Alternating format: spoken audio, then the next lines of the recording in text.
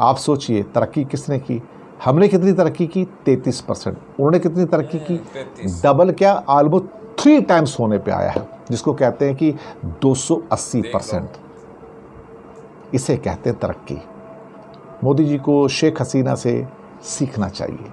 अस्सलाम वालेकुम व्यूअर्स, मैं हूं एहसान खान। मैं हूं अली मुर्तज़ा और आप देख रहे हैं हमारा यूट्यूब चैनल एहसान रिएक्शन विद एहसान। हम उम्मीद करते हैं आप जहां भी होंगे एंजॉय करते होंगे, मज़े में होंगे और फिट फाट होंगे। व्यूअर्स, बांग्लादेश की तरक्की, ये लफ्ज़ तो बहुत सुना होगा ना। बांग्लादेश इकोनॉमी ग्रोथ, बांग्लादेश तरक्की कैसे कर रहा है, उसकी पर कैपिटा इनकम कितनी होती जा रही है, ये कौन कह रहा है? मैं और अली नहीं कह रहे, कोई और नहीं कह रहा, ये इंडिया कह रहा है। जो बांग्लादेश को कहता है कि इतना छोटा सा देश है, इतना छोटा सा मुल्क है, वो कह रहा है, क्या कह रहा है कि हमारी पर कैपिटा इनकम इतनी नीचे है और बांग्लादेश की पर कैपिटा इनकम इतनी ऊपर चली गई, यानी 3 गुना ज्यादा बांग्लादेश की पर कैपिटा इनकम है और हमारी कितनी है? सिर्फ 36% जी। ये 8 से 14 साल का जो डाटा है, स्टैट्स है, वो बता रहे हैं, यानी इंडियन मीडिया बता रहा है। कह रहा है कि जो मोदी सरकार है ना जी, वो इसको शो ही नहीं करती, पब्लिश ही नहीं करते, बिल्कुल करती नहीं है, आवाम के सामने लेके ही नहीं आती, ये रिपोर्ट पब्लिक ही नहीं होती, क्योंकि उनको डर है कभी जो जनता है ना, आवाम, उनके खिलाफ ना हो जाए। बिल्कुल सही कह रहे हैं। उनको डर है कि हमें कभी जो इक्तदार के ईवान हैं वहां से बाहर निकाल देंगे, यहां से पकड़ के। बिल्कुल सही उनको डर है।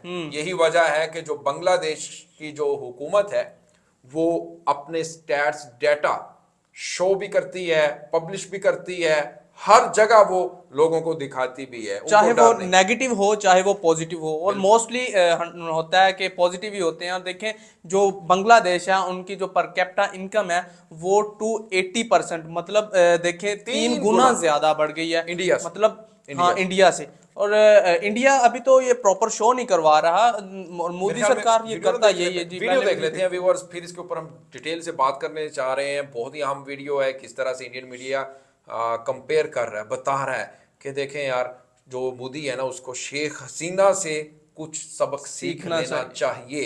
अभी वक्त है, कभी देर ना हो जाए। खैर, वीडियो में भी कभी देर ना हो जाए, हम पहले वीडियो देख लेते हैं। और अगर अभी तक आपने हमारे चैनल को सब्सक्राइब नहीं किया तो जल्दी से कर लें चैनल को सब्सक्राइब, और बेल आइकन भी प्रेस कर दिया करें। वीडियो को लाइक भी किया करें और कमेंट सेक्शन में आप अपनी फीडबैक से हमें जरूर आगाह भी किया करें। बढ़ते हैं, वीडियो देखते हैं। 3, 2, 1 एंड क्यू। दोस्तों, मैं हूं दिनेश की और आप सबका स्वागत है न्यूज़ टाइम के अंदर। भारत सरकार ने जो कि सेंसस तो करा नहीं रही, आपको पता है, और वो टालना चाहती है उसको, क्योंकि डेटा बाहर आएंगे तो असलियत बाहर आएगी, भारत की बदहाली बाहर आएगी, तो मत करो। अब कह रहे हैं कि पिछले 8 सालों में भारतीयों की पर कैपिटा इनकम में सिर्फ 33.4% की वृद्धि हुई, यानी कि भारत की पर कैपिटा इनकम अगर 2014 में 100 रुपये थी तो अब सिर्फ 133 रुपये है। कमाल है ना, अजीब बात है। अब यहाँ पर कुछ चीज़ें और भी निकल कर आती हैं कि ये कहते हैं कि जो टारगेटेड पब्लिक डिस्ट्रीब्यूशन सिस्टम है उसके बारे में ये लोग बात करते हैं, अन्न योजना की बात करते हैं। वो कहते हैं कि जो पब्लिक प्रायोरिटी हाउस होल्ड हैं उनको 5 किलो तो फ्री फूड ग्रेन दिया जाता है, इसके अलावा 3 रुपये 2 रुपये 1 किलो में उनको हर परिवार को 35 किलो अन्न योजना के अंतर्गत भी दिया जाता है, जो फूड सिक्योरिटी एक्ट में दिया जाता है। फिर कहते हैं कि कोविड के कारण हम सेंसस नहीं करा पा रहे हैं, दुनिया सारी चल रही है, हवाई जहाज भरे हुए हैं, जहाज भरे हुए हैं, सड़कें खाली नहीं है, मॉल भरे हुए हैं, लेकिन कोविड के कारण जनगणना नहीं हो रही, क्योंकि 2024 तक जनगणना नहीं करानी है। डेटा बाहर आएंगे तो जवाब कौन देगा? और इस सरकार को डेटा से घृणा है, नफरत है। दूसरी बात, जो नेशनल सैंपल सर्वे जो ऑफिस हैं, 2017-18 की जो रिपोर्ट थी उसको रिलीज़ नहीं करने दिया गया, बोला डंप कर दिया गया। डेटा रिलायबल नहीं है और ये कहा गया कि इनके ऊपर यकीन नहीं किया जा सकता।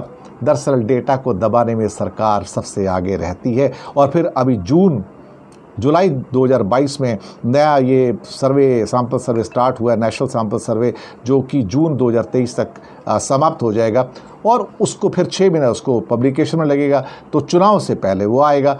लेकिन ये रिलीज़ करने नहीं देंगे। रिलीज़ इसलिए नहीं करने देंगे क्योंकि चुनाव है और वहाँ से नकली रिजल्ट्स निकल के आएंगे सारे के सारे, या उनको क्या कहते हैं, ऐसे रिजल्ट निकल के आएंगे जो परेशान करेंगे, तो जवाब कौन देगा? तो ये होने जा रहा है। अंदाजे से बोल देते हैं भाई हमारी जो पर कैपिटा इनकम है 33%, लेकिन 8 सालों में अगर 33% किसी की इनकम बढ़ती है, चलिए 8 सालों में एक कंपैरिजन और कर लेते हैं। भारत की जो पर कैपिटा इनकम थी वो अप्रॉक्सीमेटली $1500 थी 2014 में, अब $2000 है, तो एक तिहाई तो बढ़ गई, $1500 से बढ़ के आपकी $2000 पे आ गई। ठीक है, चलिए ये भी बात सही है।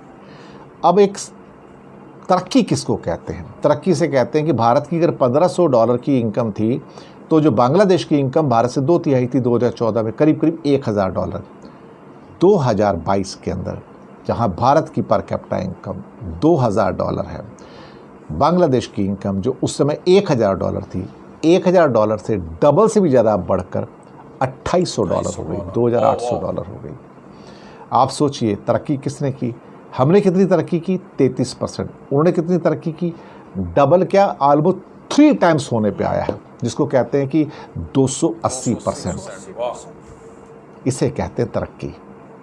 मोदी जी को शेख हसीना से सीखना चाहिए। जी, वीडियो देखी आपने जनाब, क्या कह रहे हैं आखिरी जो वर्ड थे उनके कि मोदी जी को शेख हसीना से कुछ सीखना चाहिए। भाई सीख लो, भाई सीख लो, एवी ना आप बांग्लादेश के ऊपर अटैक किया करो। देखिए हमने एक और वीडियो भी दी थी, उसमें हमने ये भी बताया था कि वो इंडियन जो वेस्ट बंगाल मीडिया वो ये कह रहा था कि कौन सी छड़ी है शेख हसीना के पास, इसके उनके पास कौन सी जादू की छड़ी है जिससे वो अपनी इकोनॉमी को बेहतर कर रही है, इन्हें कौन सा जादू मालूम है, वो कोई मैजिशियन है जो आप नहीं कर सकते, शेख हसीना कर रही हैं, एक फीमेल हो के वो ये काम कर रही है, लेकिन आपके ताल्लुकात भी बहुत बड़े हैं, आप इतनी बड़ी कंट्री हो, आप कुछ नहीं कर पा रहे। और बांग्लादेश और इंडिया को तो कंपेयर किया जाए फिलहाल तो मैं कहता हूं कि इंडिया कुछ भी नहीं अभी नजर आ रहा। बड़ा देश है, बड़ी उनके पास पॉपुलेशन है, लेकिन वो कुछ कर पा नहीं रहे। देखें बांग्लादेश की जो लोग हैं, उनकी पॉपुलेशन है, उनके जो मैं एक रिपोर्ट आई थी, सॉरी कथा कलामी के लिए,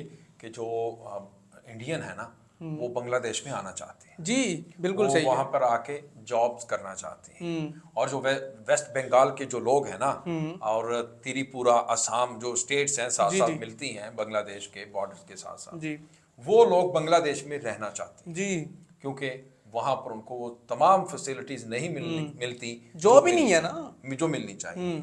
यानी वो डेवलप्ड एरियाज नहीं है, अंडर डेवलप हैं। और बांग्लादेश आपको पता है कि यहाँ पर जॉब्स की कोई टेंशन ही नहीं है, हर बंदा रोजगार है, अनएम्प्लॉयमेंट बहुत कम रेशो है।